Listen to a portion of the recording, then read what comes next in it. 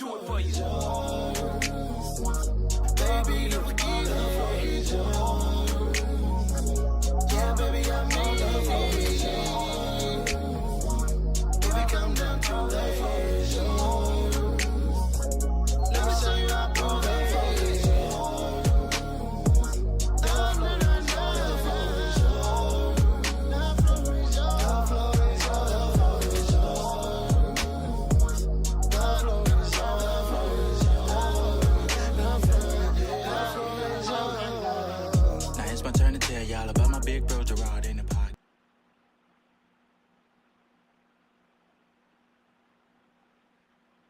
What's up? What's up? What's up? Hey, it is Thursday night, so you know what that means. It is time for the Floor is Yours podcast. Ladies and gentlemen, we are back again for another one. It's my best DJ Khaled impression. Another one. I gotta work on it. But yeah, we back here. I'm a little off. Give me a little time. I'm gonna perfect it. But we're back again for the Floor is Yours podcast. Ladies and gentlemen, tell everyone you know. Look in your contact list. Call everybody that you text message in the last 48 hours. Let everybody know. The Floor is Yours podcast is on. So tell your mom, tell your dad, tell your baby mama, tell someone to tell everybody that the Floor is Yours podcast is on. I could not do this by myself. Of course, I got the other half of the G Unit. He is on fire tonight, so that's why he's wearing red. Ladies and gentlemen, Mr. Gerard Flex, the producer, where is in the house? What's up, my Negro? Man, you crazy, man. What's up, great people? What's up, Gregory, man? You know, it's one of my favorite days of the week. You know, I value all the time, but man, anytime I can share the screen, and of course with Misha's sister, but anytime I share the screen with y'all, man, it's a pleasure. So that it is. Looking forward to this.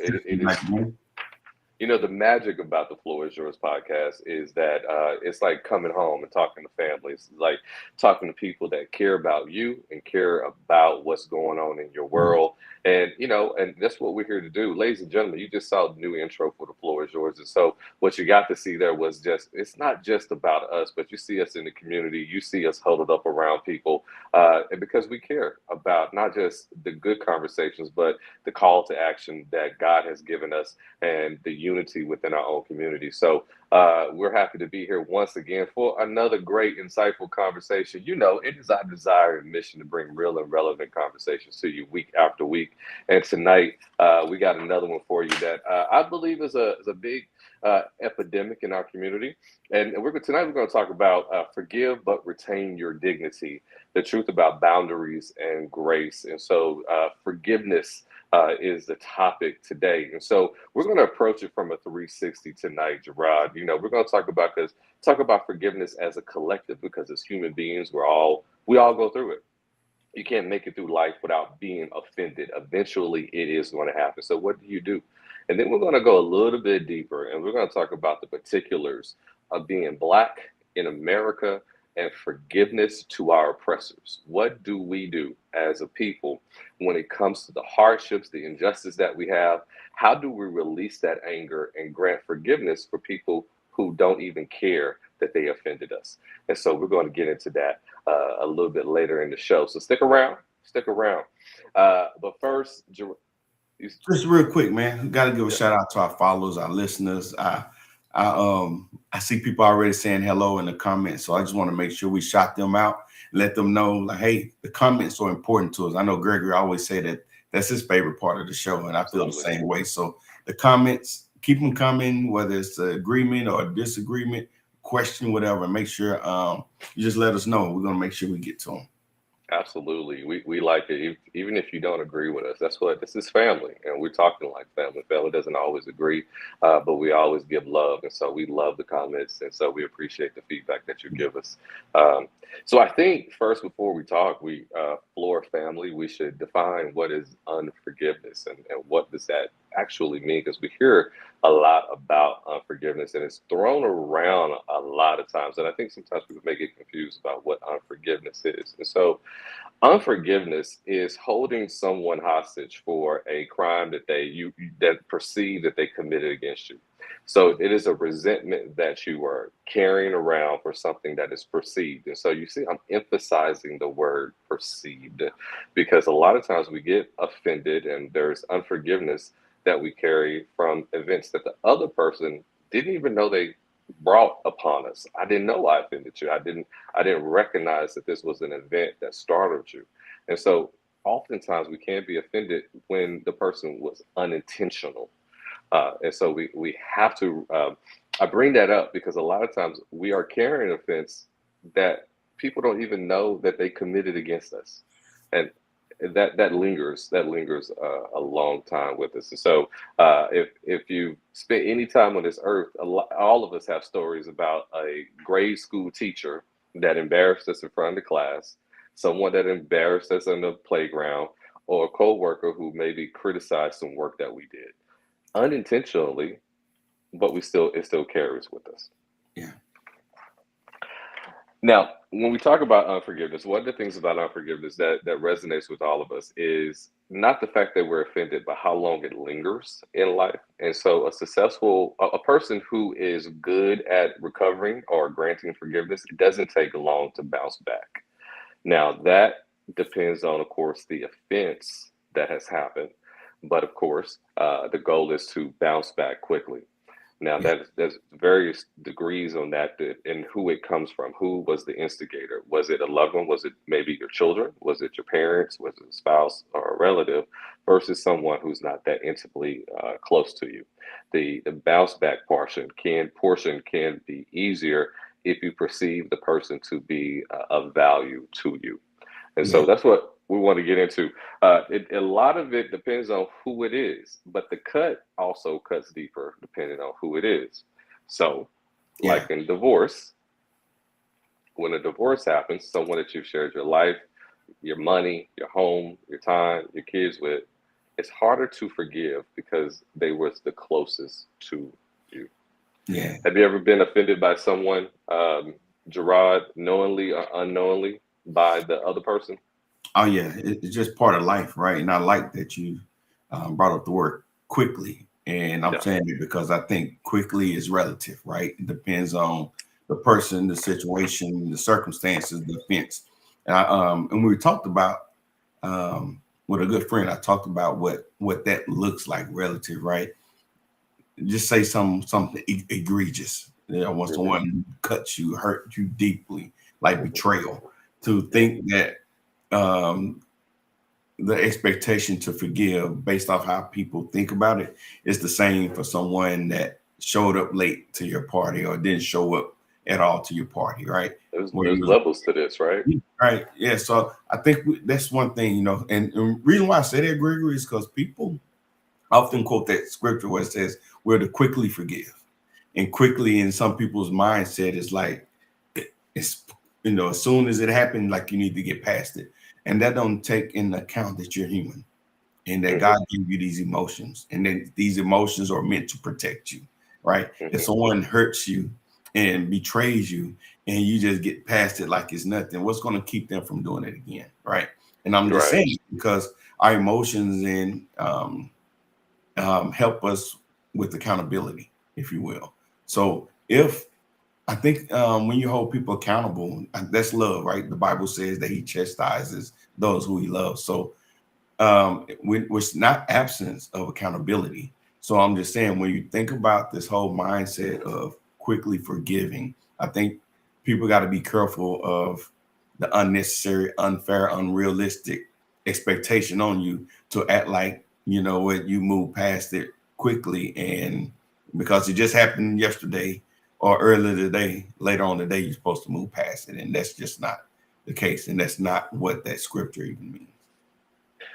You said a whole lot. Forgiveness is a process. It's not a Yes. moment. It's not a switch you can flip and It's not a say, moment. abracadabra. I forgive you. It doesn't work that way.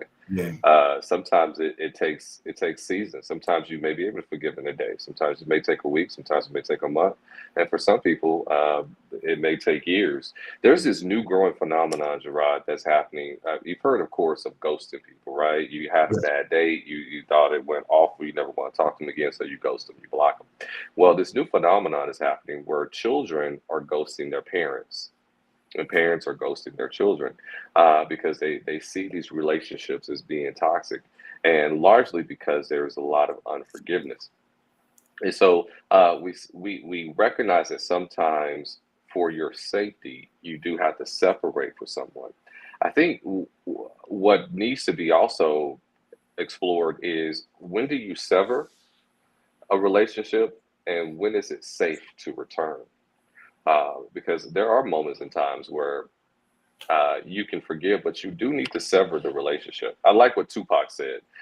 He said, I just because I don't hang out with you anymore doesn't mean I don't want you to eat. Just means I don't want you to eat at my table. Yeah, yeah. Was that a rap or just a It was just a statement? quote he said. He said, yeah, Okay, oh, no, it okay. was just That because be we hard. don't talk.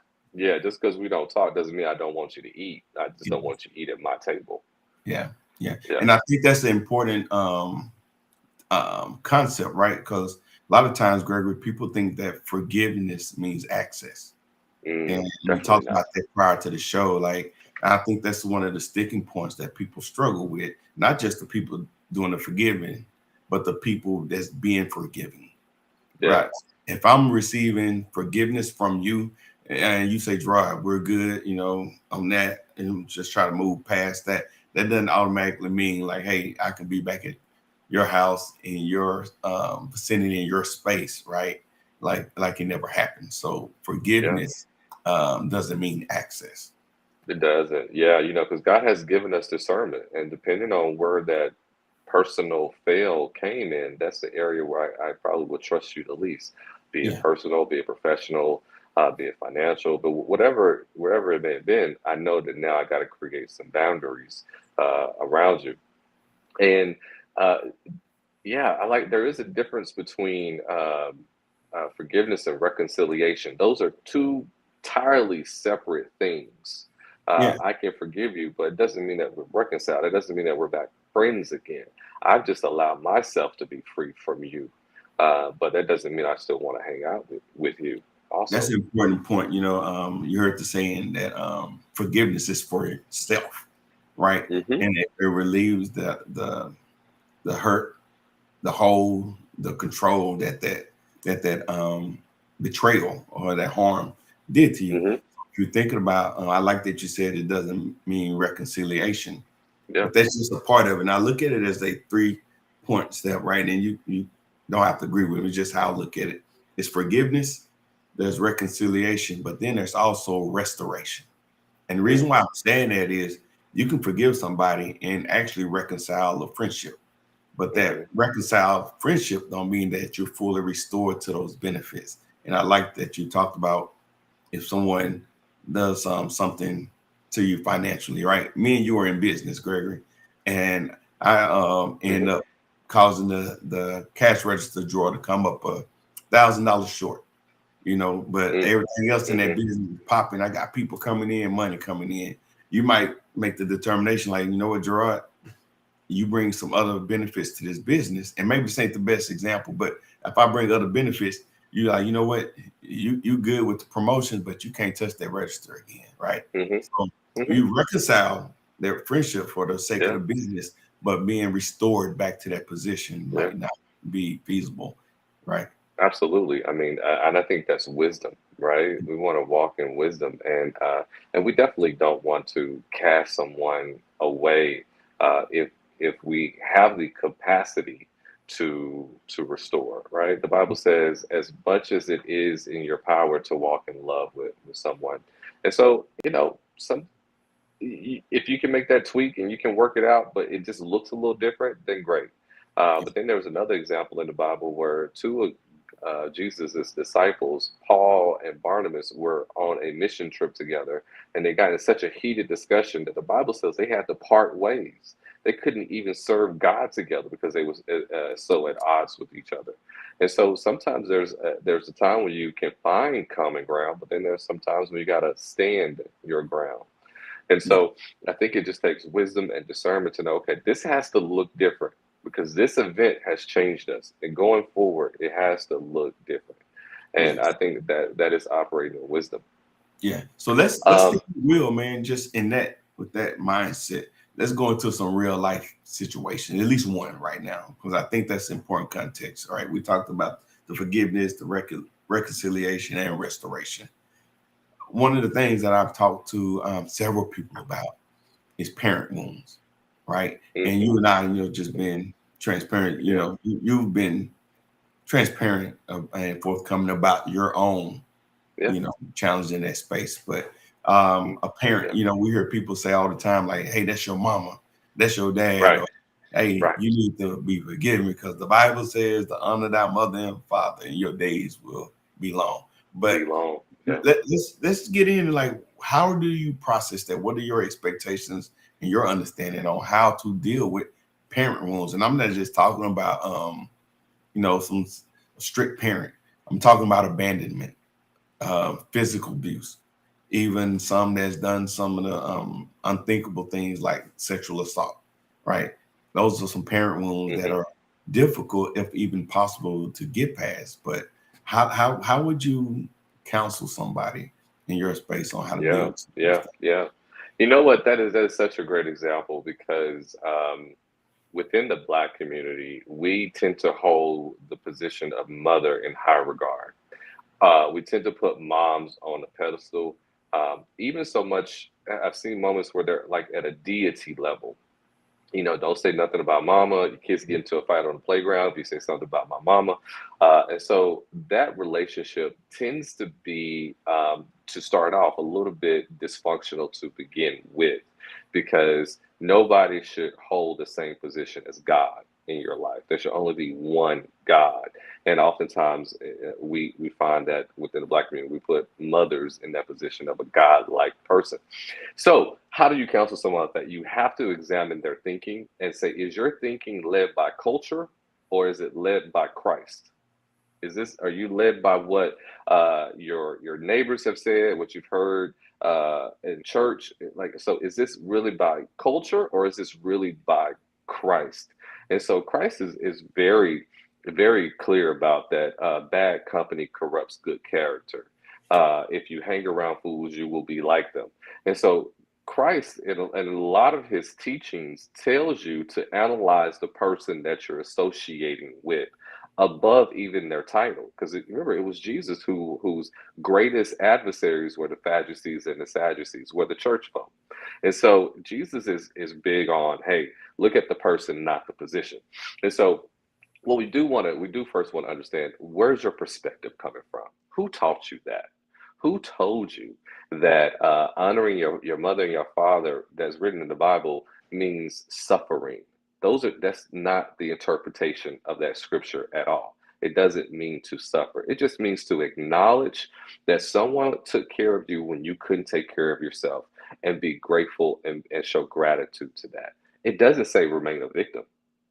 It says show gratitude that someone took care of you. Interpret it. Show gratitude that someone took care of you when you couldn't take care of yourself. I am grateful for that, but it doesn't mean to suffer. Yeah, and I like As, you said, don't mhm, remain a victim. And I think that's an important distinction, right? When you try to figure out, because it can be tricky. It can be you're talking about the hierarchy in the community, mhm, especially in the Black community. Then you throw in other dynamics. You can be dependent on them mhm. for some aspects, and it subjects you to repeat abuse. But to your point, I like that you said that you're not expected to be to subject yourself to being a victim over and over and over. Yeah, You're not, yeah. again, sometimes this will be honest, it's not cut and dry. It's not an easy It's not. It's to not easy. separate from those No, things, right? no, it's not. Our parents are programming us, whether we want to acknowledge it or not. I think when we become adults, we or teenagers, we tend to think, "I'm never going to be like my mom. I'm never going to be my dad." Well, they wrote the formula for who you are. Your parents know how to push your buttons because they gave them to you. And so there's a lot of internal wiring that goes on from that parental child relationship that, unbeknownst to you, it doesn't show up until your 30s, your 40s, and your 50s, and your 60s. For the rest of your life, you're tweaking and editing everything your parents showed you uh, growing up as a kid. It's not cut and dry. It really isn't, because our first response to a parent is to love them. Yeah. It generally is, and when you want that love, you tend to allow certain things to happen because you don't want to let go of what should be a very valuable um, relationship. However, I would tell anyone that you want to judge the closeness of your relationships not by position, but how healthy it is.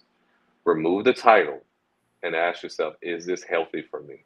And if it's not, create some boundaries. Boundaries for me, my favorite definition of boundaries is this: a boundary is the space that I need to love you and to love me simultaneously. It's the space that I need to love you and to love me at the same time. That's a boundary. That's what it is. So let's talk So even about with this, parents, because I like that analogy you says we're loving both. So there's this concept, and we all heard it, that we love from afar. And I think hmm people struggle with that. Meaning, again, that's sometimes considered or interpreted as restoration. Like, hey, I got to allow you in my space. I got to allow you access to me.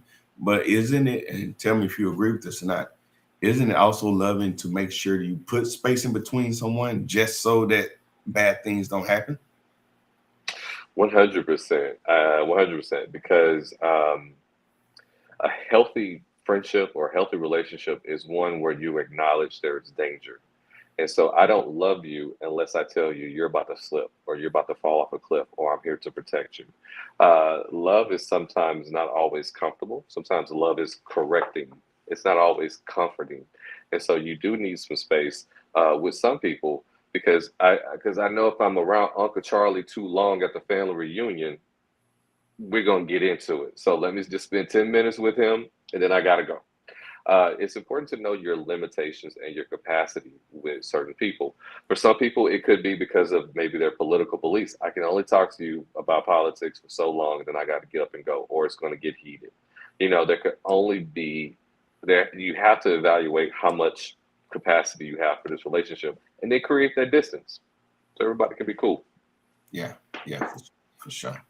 Yeah, Yeah. I have three things I like to tell people when it comes to forgiveness. And before we get into our race relations discussions, I think for person to person, just as a collective, as human beings, the first thing I always like to suggest is, and this one may shock a lot of people, and hopefully may make some people uncomfortable.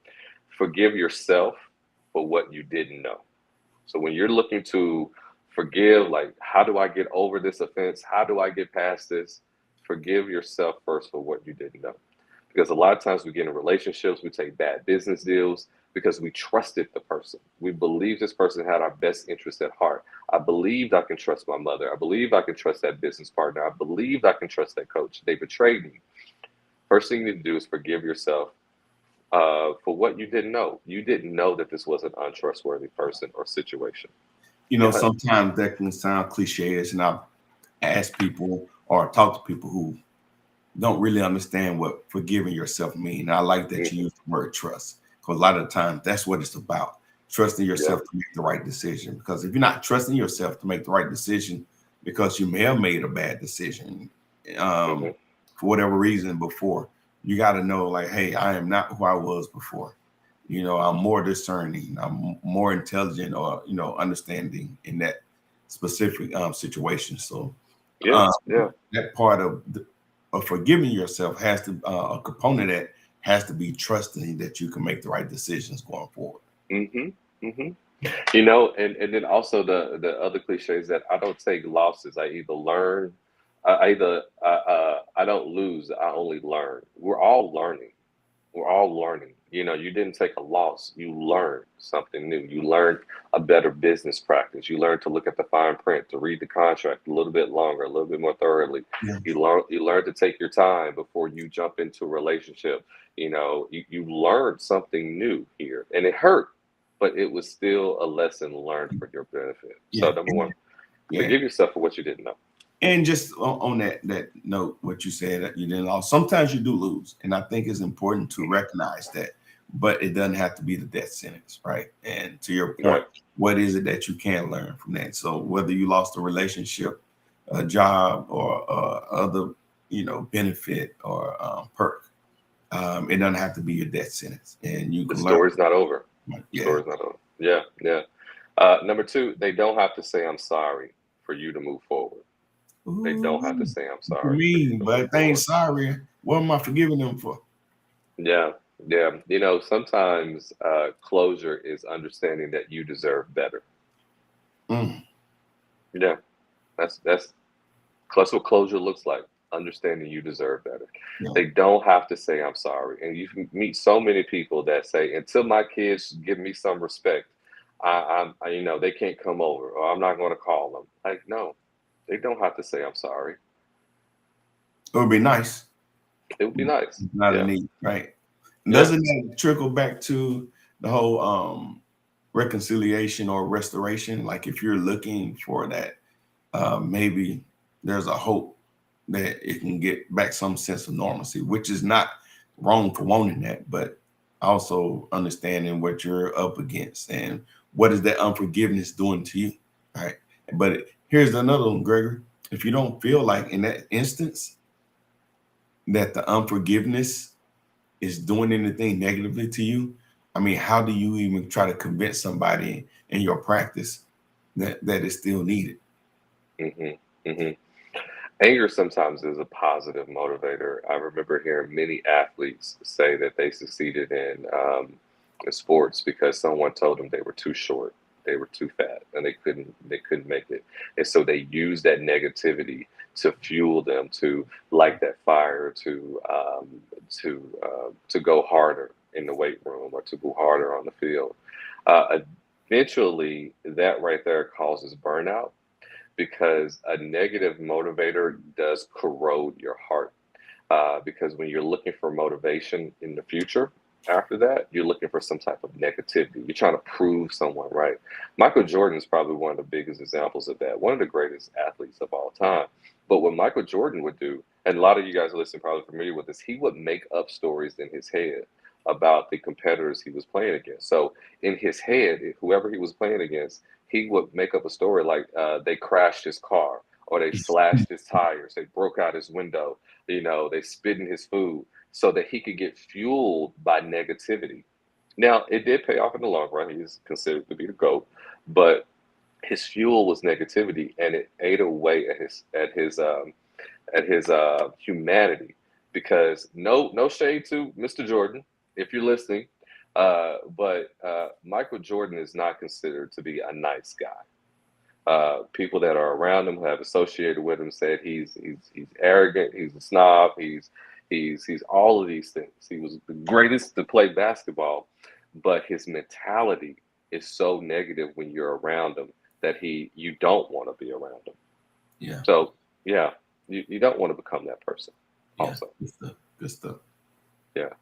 So my last little tip when it comes to forgiveness, if you're looking to forgive someone, I got 4 words that you should say out loud, and it generally helps a lot of people move forward. So if someone offended for a financial or personal reason, here's what you say to yourself. You look yourself in the mirror, and these are the 4 magic words. You say, "I've done that too.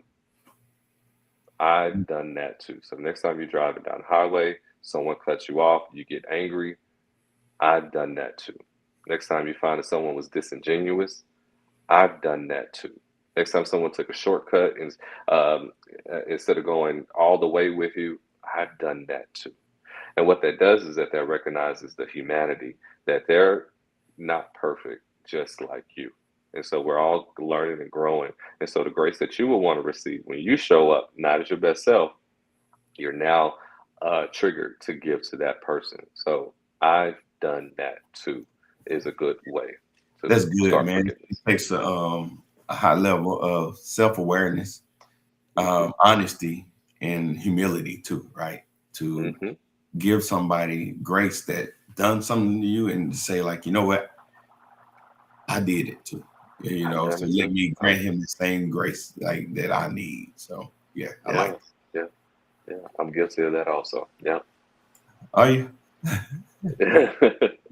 So Gregory, let's go to a commercial break, and we got a few people in the comments. We'll get back to them in a moment, but let's go to a commercial break and come back and continue the discussion. All right. Real men talk. If I had a group of brothers that I could confide in, a group of brothers that encourage me to be the best man possible, that hold me accountable for actions, but brothers that won't beat me down when I fall short. If I had brothers like that in my life, I'd open up more about my challenges. I wouldn't be afraid of being vulnerable and transparent. I'd be more deliberate in my actions and not scared of failure. I wouldn't act like everything is okay when I'm hurting inside.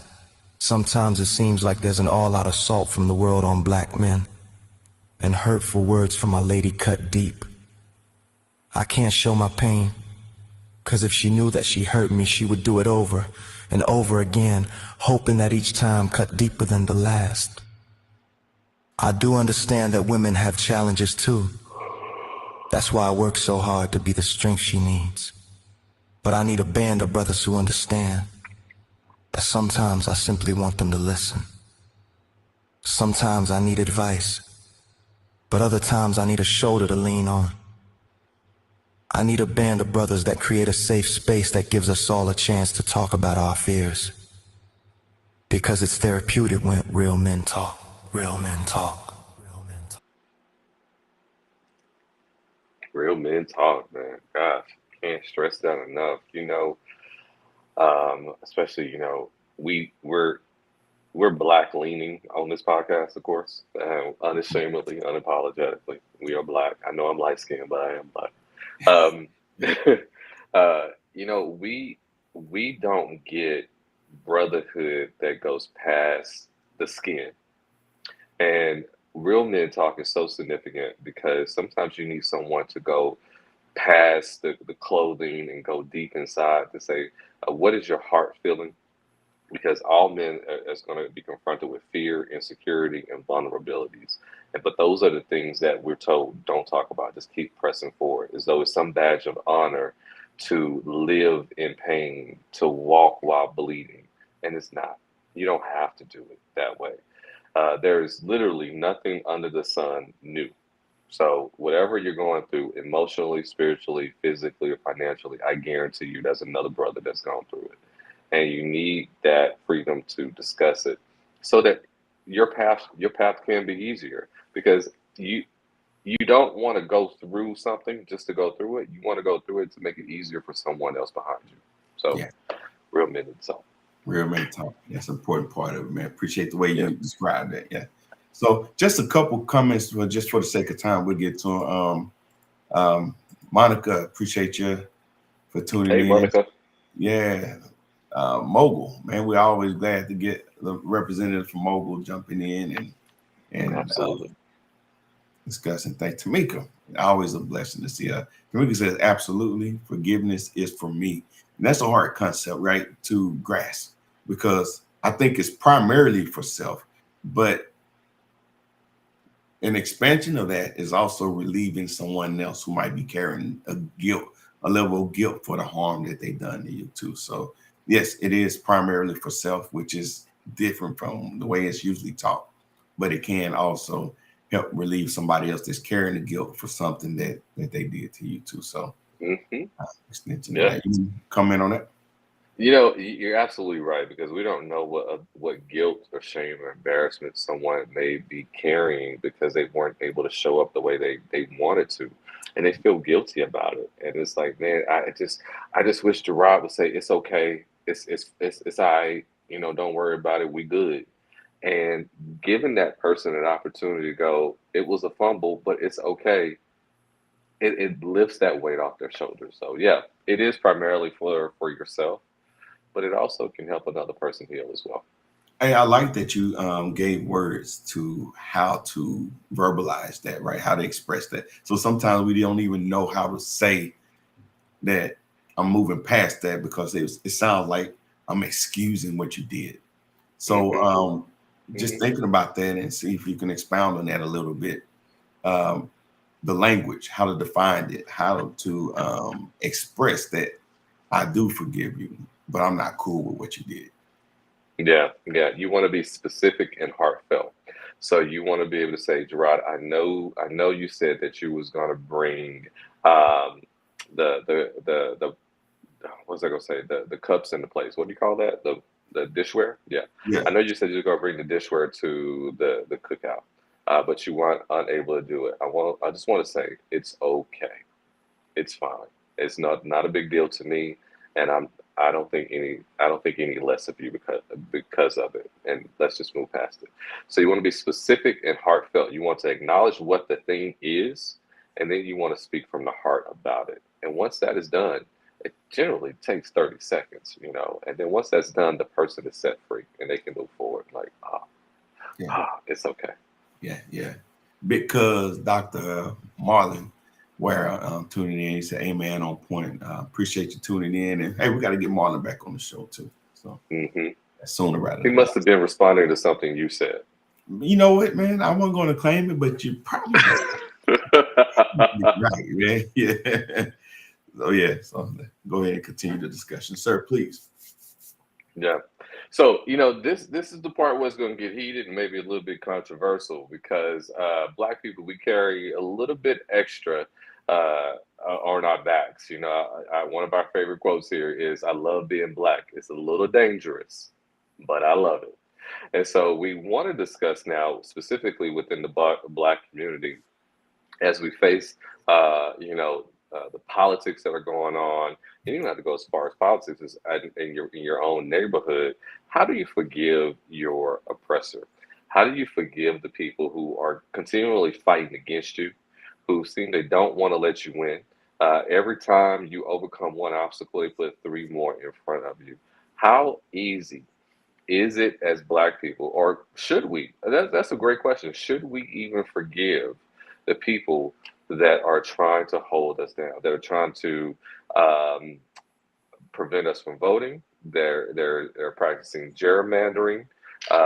They're telling us that our hair is inappropriate for corporate America, that our speech is unprofessional, that our children are thugs. Should we even forgive that? Man, that's a heavy one, and I'm glad you framed it the way you did. Like this isn't just some simple oversight where they didn't invite us to church, to the barbecue with the hmm potato salad with raisins in it. This is so hmm a real hurt, right? So I Yeah, think it's important first to talk about again what forgiveness is and what forgiveness is not. yeah, When we're talking about forgiving in those instances, we're not talking about telling them that it's okay for what they did. We're not talking about that we're giving them access to us. Again, right. if forgiveness is primarily for self, I think it'll be good if we can, Gregory, take a moment to expound on forgiveness for self. If that's the definition that we're focusing on, what does forgiveness for self mean in an instance like that? Yeah. In the instance when you are oppressed and you're trying to forgive for yourself, um, that's a tricky one because I know in personal relationships, someone lies to you, someone betrays you, someone lets you down. You for you forgive because you don't want to be holding that anger, that Yeah, hostility in your heart anymore. And I think there is some overlapping there. of course. The racist cop that pulls you over for no reason besides just driving while Black. You don't want to carry that heart and anger. You don't want to carry that anger in your heart. So there is some legitimacy in that, but still, you have to be aware of there is a cause that I have to fight against. There is something out there in this world that I have to be aware of. Yeah, that's good. That's good. And just to expound on that, forgiveness, if it's for self, is also saying that it doesn't cripple me. What happened, the betrayal, like my life has to go on. If I'm a father, I still need to be, there for my children. If I'm a Right. spouse, I need Yeah. to be there for my mate. If I'm a child, my parents, Right. my community, right? So there are other duties out there that I am charged to walk. and grace in, right? And man, it's hard, Gregory. And I'm not trying to thumb my nose at anything that's going on, because follow me on Facebook. I'm pretty active in this space, and the anger is real, and the fact that I'm angry is nothing wrong with it. That's the accountability part, right? So we talked about the nature of the offender, accepting what you know about the people. So the other part of that is ensuring that we recognize and accept that that's everybody. It's not everybody, right? But Right. there's levels to it. There is the people who are passing the legislation, but there's also, let's be honest, the people who voted him in. Right. He voted Yeah. in somebody that's actually detrimental to our Yeah. being. Now, That's the real problem. here's the issue. Here's my issue with that. People try to say, well, I'm a conservative. Gregory, there was other options, man. If your mindset is, or your position is that you're a conservative, let's be honest, he's not a conservative. But even that dog don't hunt, because there were other alternatives to people with true conservative ideals. So now here we are reckoning with the truth. We got to be truth with it. And here it is, to your earlier point, when people are not even sorry, right? They don't apologize. But again, if forgiveness is for self, you got to figure out how to move in spite of and in light of the hurt that they continue to do, while we could try to figure out how to move next. There has to be also a certain appreciation for people who are willing to stretch across the aisle and to network and to kind of bridge the gap in between. Years ago, you may not remember this, but years ago, there was a documentary made about Sammy Davis Jr., and it was called The Token. And Sammy Davis Jr., back in his heyday, an incredible performer, actor, singer, dancer, he did it all, he's multi-talented. But he hung out with a lot of white celebrities. And so there was Frank Sinatra, there was Jerry Lewis, and I forget the other people in the Rat Pack, Dean Martin. And so they called him the Token because even though he primarily associated with white people in his fame, on the back end, a lot of black people benefited because the token made other white people comfortable with black people. Because Sammy Davis Jr. was the token, he made it safer for other black people to come up front and to showcase their talents. What's your thoughts around the people who are willing to say, I'm willing to compromise a little bit because I see the greater good? Yeah, there's this thing called dignity. Ignity, and Okay. I'm bringing that up because dignity preserves value. If you think about it in that sense, dignity preserves value. So if I'm having dignity in you and I dignity in myself, let's put it simply, I'm not for sale. So whatever it is that you're offering, that's supposed to better me, if I'm compromising my core values, and I think that's a lot of the issue, is that people aren't sure where their core values are. And now they become vulnerable or expendable, those values do. So I'm saying to your question, I don't want it, brother. And I'm gonna be honest, because I've been in that space where I forego my values and my principles for the sake of belonging. And here's the thing, it's like those old cartoons, Gregory. You remember when they put the little small snowball at the top of the hill, and by the time it gets to the bottom, it's big. That's how it's going to be. Huge. They don't stop. The minute that you show that you're for sale and that they could compromise your values and your principles, think about what that costs. What does that look like to me and you as friends? If you're, take a seat, give up some principles or compromise me so you can go sit at the table. Like, I don't want it, man. So that means I gotta suffer a little bit more. I'm gonna figure it out. And I think that's where a lot of people run into these challenges. Like, how much are you willing to sacrifice for a seat at the table with Caesar? I don't want to. I'm just be honest, man. I'm gonna go a little bit deeper into that. I'm gonna talk about Jimmy Walker and Ryan Clark. Jimmy Walker, of course, is famous for being JJ on Good Times. And of course, there's a big controversy. Everybody knows it by now. John Amos and Esther Roll had a problem with the JJ character because they considered him to be a buffoon. Jimmy Walker, when he talks about that character, says he's a comedian. And as a comedian, there has to be someone who's willing to take the pie in the face. They have to, to be the butt of the joke. He said that was my role in that show. I was the character that took the pie in the face. I was the one who was the butt of the joke. And a lot of people, he was a very divisive character. Some people hated him, some people loved him. But largely, though, I think he's looked at as a buffoon by most people. But some people just it's just comedy. Uh, Even within the black community, what's your thoughts around? I get to Ryan Clark in a minute. What's your thoughts around us perpetuating these stereotypes, even within ourselves? Or should we call the other person out, saying, "Yo, listen, you need to be responsible for advancing us forward. So I need you to pull up your pants and not be such a buffoon because people are watching, and everything they're accusing us of being, you're acting like that." Yeah, I think it's exactly that. At some point, let's take for instance where Trump put the Obama's face on apes, Yeah, and then you get some of his biggest defenders were black people.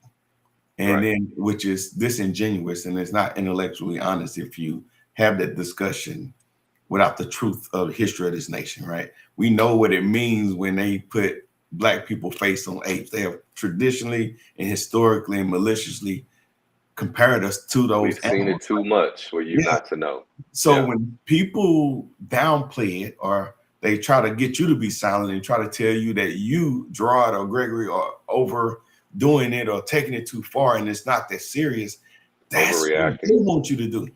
Mhm. Now that's them dehumanizing you. They're taking your humanity away. And they Yeah. depend on those people, Gregory, who downplay it, who play into the stereotype and make fun of it and laugh at it. So now they can go further. For every person that makes an excuse or that made an excuse for Trump to do that, it just gave him permission to go further the next time. And it's not just those videos, it's the passing of legislation that takes our voting rights away, right? It's those benefits that help advance our education. It's DEI and civil rights movements out there that they're defunding. It's Mhm. not providing them a livable wage. It's not having representation in the decision makers, right? The legislators who pass laws. So every time that I hear somebody say, Gerard, you're taking it too far, or it ain't going to matter, they're depending on those type of people to downplay it Right. so you can keep advancing. So yeah, it's ridiculous. We're talking about forgiveness, and I'm a big fan of Ryan Clark. He's the host of the Pivot, and he was Yeah, a we got it. ESPN sportscaster. Yeah, great commentator. Just seems like a really great guy. Maybe one day he'll come and join us here on The Floor Is Yours. Yeah, let's That'd reach be out to awesome. him. Make it happen. Yeah, we'll call him up. We'll ask him. We got Um, the time, man. That wasn't no shot. we know people. We know people. Yeah. He was discussing how he was let go. And in one point of the interview, he had said that he had gotten word from the higher ups that his outspokenness about the black community was making people feel uncomfortable.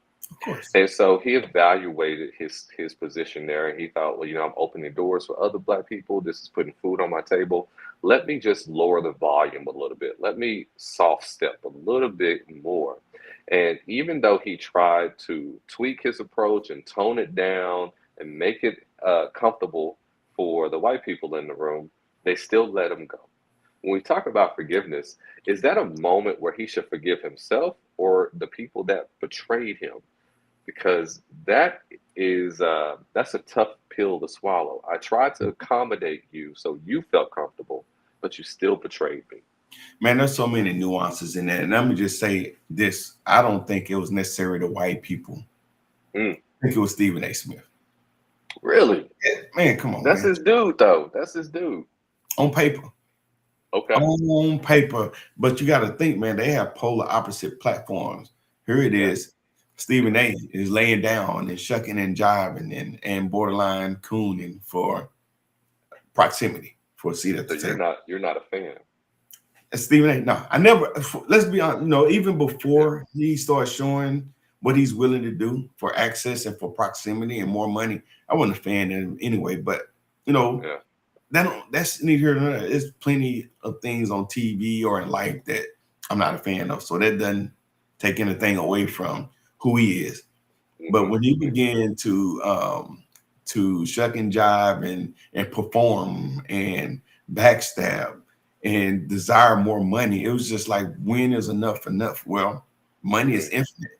And now it's not just the money. Now you want the power and the influence. And he has ran cover for Trump and the right side of politics that are detrimental to Black people. He has ran cover for them, and he don't apologize. And what's crazy is what's worse than what he's doing is his justification for it. He gets out there and try to explain and show and reason why Black people should do this and not challenge Trump like that. Man, it's one of the oldest cooning tricks in the book if we just want to be honest about it. Why do he hold us at a higher standard to the president of the United States? The biggest platform on this planet, but he's placating to him. Oh, you're not being professional talking to him like that. Like, dude, are you crazy? Are you ridiculous? So that's the other thing. I'm saying there's more nuances to it than that. I don't think that it was because of Ryan Clark was fired because of white people feel. I think it was Stephen A. And Stephen A. is a very influential person at ESPN, and we've been knowing that. So, but as far as should Ryan Clark forgive? I mean, the standard is the standard. But again, we're going to go back to what does forgiveness look like. I think if it was someone who's getting started and trying to make their name and put food on the table of their families, that'll be probably a little bit more involved and passionate. But the dude's had a great career. I look at what he's done and what he did as a great sacrifice, and I thank him for it. And maybe that was his season to get in and do what he can to bring voice to our community and bring light to some of the injustices that we're seeing, right? And he used his platform to do that. I'm thankful for him, and maybe that was his season, and it's time for him to move on. So I wouldn't necessarily be so worried about forgiveness in that sense, more than he had his opportunity as the season. Now maybe it's time for something greater. That old saying is that sometimes God has to bring a storm to clear the way and make path for something new. And the opportunity in season for something different now. I think also that brings up the notion of how to have less offense in your life. When Ryan Clark was talking about being let go, he became emotional when he discussed how he tried to placate and tap dance for the man in order to keep his job, because he saw what he thought was a bigger picture, how he's opening doors for other people, Black commentators, to be on like himself. But he came emotional thinking, I did that and they still let me go. And my biggest takeaway from that is live your life in such a way that you do retain your dignity. So if people do not like you or people are against you, they are against you for who you authentically are. I like that. I like that. I would rather be hated for who I am than loved for who I pretend to be. Because you calm down, and soften your tone, and it's all for naught. It's all for naught. If you're gonna hate it or love it, I'm gonna be me. And I think that gives us greater security of less offense, because at the end of the day, we're still going to take some slings and some arrows, of course. Yeah. But when you know that you are living with dignity and integrity, and you didn't compromise your values, you lessen the opportunity to be offended. And I think that's key, what you just said, Gregory. You didn't compromise your values. And for me, at the end of the day, I can look myself in the mirror. I can lay down. I can talk to my kids. I can look at those closest proximity to me and say that I didn't sell out. And here's the issue about that, right? Not only can you trust me because I stand on something meaningful that's beyond self. Here's the ironic and twist. They don't trust you, because here's the thing. If Gerard would betray his own people for $1, What are you going to do Mhm. with them if the need arises or it came time for them to abandon ship? Yeah. Nobody's trusting you. Now you done flip flop turned on everybody and you're out there looking crazy. So Yeah. Yeah. no. I think when it comes to forgiveness in our community, it is important for us to forgive one another as well. We can't ignore. I think it would be intellectually, um, what's the word, neglectful for us to not acknowledge that sometimes we cause each other pain as well, and that it's important for us to um, be our brother's keeper. You know, we fight. The Bible says we fight not against flesh and blood, but we fight against heavenly principalities or in heavenly realms. And Yeah. so, my problem is not my brother or my sister in Christ. My problem is this spirit and this mentality that I have to go up against. And how do I fight that? I fight that with prayer, and I fight that by being a positive example. I personally believe the best thing in life that you can be is an example. And so we have to go out there in our communities, whether it's in Walmart, not wearing bonnets and sleepwear to the grocery store, just to be an example to other people that here's a classier way, a better way of doing it, of thinking, being, and doing life. Man, you want to know what I think? I'm Okay. glad you Yeah. Yeah. Yeah. man. So you know it's crazy. I had this conversation with somebody a few weeks ago about bonnets or whatever we wear in public. And it's easy to pinpoint what's perceived to be wrong with us. It's just natural. And I'm not Yeah. saying this is right or wrong. That it's just happened. But I look at now I'm not talking about the one who's doing it out of genuinely love and concern, because let's be honest, perception can be everything, right? And it matters what if it was just me, it didn't matter. But if I got to go out and interact with the public at the store, on a job interview, I do have to adhere to societal norms, right? But Gregory, Yeah. let's talk about let's be truthful. To those who are hypocritical in their application of what's appropriate, for them to once tell you that be polite, be professional, treat people right, hard work, and you can be the president of the United States. Now you can tell people be the worst person possible, be accused of some of the most heinous crimes possible, and you can be the president of the United States, and not only be president of the United States, but once, but be the front runner 3 different times and win twice. So my point of that is just to say this: those who are applying unequal expectation on people for abundance or whatever it is that we want, or wave caps, whatever it is in public, but at the same time they excuse the president of the United States, and that's happening. It's not just a hypothetical. We see a lot of people that do. Let's be honest, he got 77 million votes. Obviously, decorum and tradition and norms meant nothing to them in this position versus somebody just going to the grocery store to get some groceries. And that's the issue right there. It's just the breakdown on decency and even the Bible talks about favor, how we put favor on people, or partiality, right? And it's wrong. Partiality turns into a different number of discriminations, whether it's gender, whether it's religion, whether it's age, but especially right now by race. And, Hmm. and that's the bigger issue, right? So I just want to make sure that we understand. I'm not saying that we don't push some traditions and honor and Hmm. respect and how professional like we show ourselves, but let's Yeah. put equal fair application on those things right there. Yeah, yeah, yeah. And so, of course, I'm not we're so much discussing on that the HBCUs that recently set the standard that bonnets, sleepwear, and wave caps cannot be worn inside the classroom. And even with that, some people are for it, some people are against it, because what we consider to be common decency is subjective. I remember when you and I were, in our teenage years, rap music was hitting big, and it was considered to be obscene. Yeah. And now it's so embedded in the culture you can't go a day without hearing a rap song.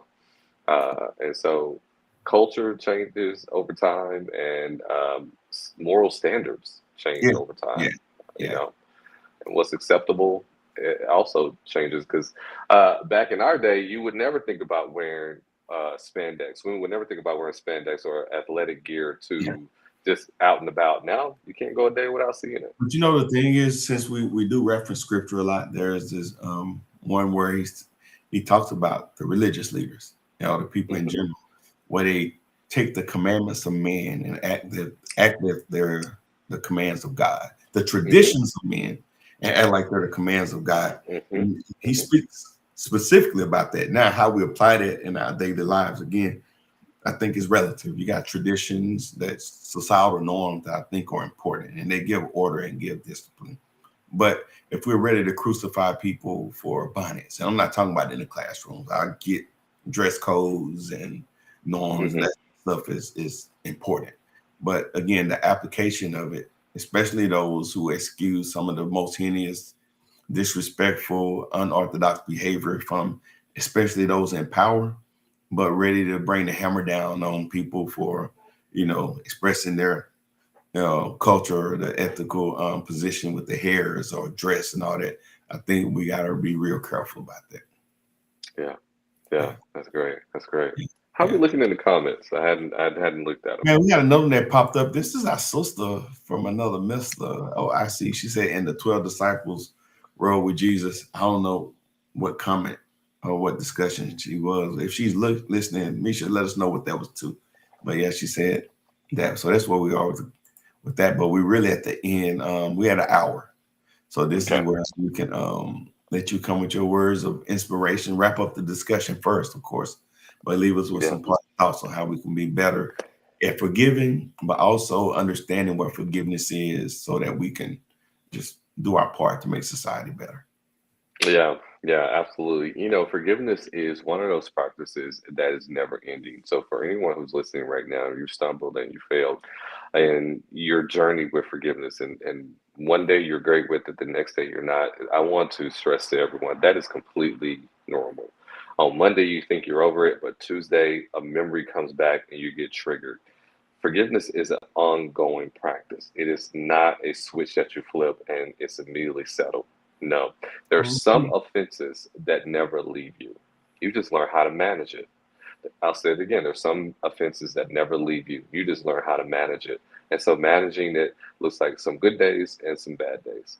Here's my biggest takeaway. I want everyone to hear me when I say this is you can't fly into your future while carrying the weight of your past. And so, if we're constantly looking back to the offense that has happened to us in the past, then that slows us down in our momentum for moving forward. And so, do yourself a favor. As much as it is possible to you, for you to do, you want to practice living unoffended. And so, some days, and I mean exactly what I just said. You want to practice it. I still feel angry. I still feel that resentment, but I'm going to behave in such a way that I'm not. Our brain is elastic. You can literally program your brain to think the way you want it to think. And if you were to act and speak in such a way that you're not offended, guess what? Your brain is going to catch up to that. You can't fly into your future carrying the weight of your past. And the more often you practice and you say that you're not offended, while of course doing some work with a coach or a counselor, it can happen for you. You don't have to be stuck in that prison of unforgiveness forever. You can be set free. Man, let me snap the finger like we do for IC, man. That was good, brother. Like it Thank you, always sir. is, man. And I'll just real quick and ask you to follow up and check me on what I'm saying. But I know we've been heavy on this discussion, heavy on the front end, on the person that needs to do the forgiving. And Yeah, sometimes that can seem that we're excusing the offender. The right. Bible talks about, to be sure, offense comes to this world, but woe to those that offense comes to. Sometimes in this Yeah, society, we put more weight on the person offended and we excuse the offender. And then we'll chastise the person that things were done to and tell them that they need to get over it and have thicker skin and be stronger and yeah, don't get down. And all that could be true. But what about the offender? And I'm saying that because there's this thing called accountability, right? yeah, And if we want to be just a holistic mindset towards this forgiveness. We got to make sure that we talk about the offender and what accountability means, right? And specifically, what we end the discussion on, Gregory, is the reckoning that's needed in the Black community. Yeah, all this shucking and jiving, brother, it's going to come to an end. It's going to come time to where you got to pay a price. Betrayal, you talked about, from those closest to you, hurt the most. And it does. But what do you do when those closest to you sold you for proximity? And this is not just some simple difference of policies. This is your well-being, right? These are people who are literally trying to attack your well-being, your dignity, your ability to provide for your family, provide for self. That day of reckoning is going to come one day, brother. And I think that we got to start having that conversation. What does reckoning look like when it happens, when that day comes? When the powers that be change and that level of influence is gone. All those people that supported and excused and attacked you for being too passionate, for trying to protect them, which is crazy, right? That day going to come, and I think we're going to have that discussion one day, and maybe that's good for a future podcast, but the day of reckoning is going to come. And forgiveness, if that's the standard, forgiveness is going to have to happen. But again, what does forgiveness look like in those instances? That's a great way to end. The Bible says when your brothers fall into sin, those that are holy and mature should come to him and to restore him. Restoration can happen, or restoring the person that committed the offense. But this is the point I want to make clear. It doesn't have to come from you. You can only control what you can control. That's good. So that person that has offended you, that person who has left you out hanging, that person sold you out, disrespected you, treated you poorly, you can only control what you control, and that is your personal safety and your well-being. You take responsibility for that. Let those that are holy and mature and are spiritual do the other work. That is someone else's job, not yours. Yeah, that's good. And so when it comes to the reckoning, here is the hard pill to swallow as Black people. When we get to heaven, we're going to see slave owners. We're going to see Klansmen. We're going to see skinheads. Ex-Klansmen. Ex-skinhead. What we will see were people who did things that we felt like were unforgivable. Mm-hmm. But guess who they're going to see? They're also going to see us. People they thought were unforgivable also. And so the mind that we want to have is the mind of Christ, because God doesn't have stepchildren or grandchildren. He only has sons and daughters. So when he looks down on earth, the worst of us and the best of us, he says, that's my son and that's my daughter. And I want to help them with whatever struggle they have. And so that is ultimately the mindset that we want to have. But in the meantime, while we are here on earth and we're trying to figure this thing out, you can only control what you can control. That's your well-being. You focus on that. The restoration, put that in somebody else's hand, because that's not your concern. Especially mine. And that's the word. We want to thank everybody for tuning in. We appreciate y'all. We love y'all so much. Thank you so much for the comments. The comments are literally our favorite part of the show. You guys are great. We appreciate you. Come back next week. Next week, we got a heavy one. We got another topic that everybody deals with. We're going to be talking about grief. And grief is a part of life. And unfortunately, all of us are going to have to deal with it. So we might as well get prepared for it and how to overcome it. So it's going to be a special episode of the Floor is Yours podcast. We don't want you to miss it. Tune in, follow, like, and subscribe to the show so you can hear the details about the upcoming shows. We want you guys to keep the comments coming. Gerard and myself, we check those comments always. And so you just might get a shout out from him or me. So please keep the conversation coming. Even if you're watching a month from now, 2 months from now, or even 2 years from now, please keep it coming. We love y'all. We appreciate you so much. And until next time, good people, peace, love, hair grease. We out. This one here really do it for you. Baby, look, for